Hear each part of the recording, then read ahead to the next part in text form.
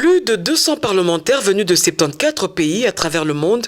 participent au premier forum mondial contre le fascisme, le néofascisme et ses expressions similaires. Fort de cette expérience et de ses propositions, le Parlement vénézuélien a pris l'initiative d'inviter les parlementaires du monde pour réfléchir sur différents thèmes, à savoir la diplomatie pour la paix, forme de lutte contre le fascisme et les réseaux sociaux, technologies et guerre cognitive. 2 jours des travaux qui vont être débattus en panel par les différents participants. L'objectif est de créer une plateforme internationale de lutte contre cette menace à travers un organe parlementaire pour la défense de l'humanité. Du haut de la tribune, le premier vice-président du Sénat, José Kalalawa Kalala, a dénoncé la guerre d'agression dans la partie est du pays, imposée par un pouvoir totalitaire qui, jusqu'à ce jour, continue d'endeuiller des milliers de familles en RDC. Notre pays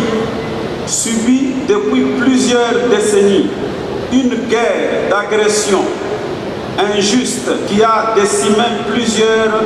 millions de morts à l'Est, suite aux velléités bellicistes, expansionnistes et fascistes du régime de son voisin, le Rwanda, et ses supplétifs terroristes du M23,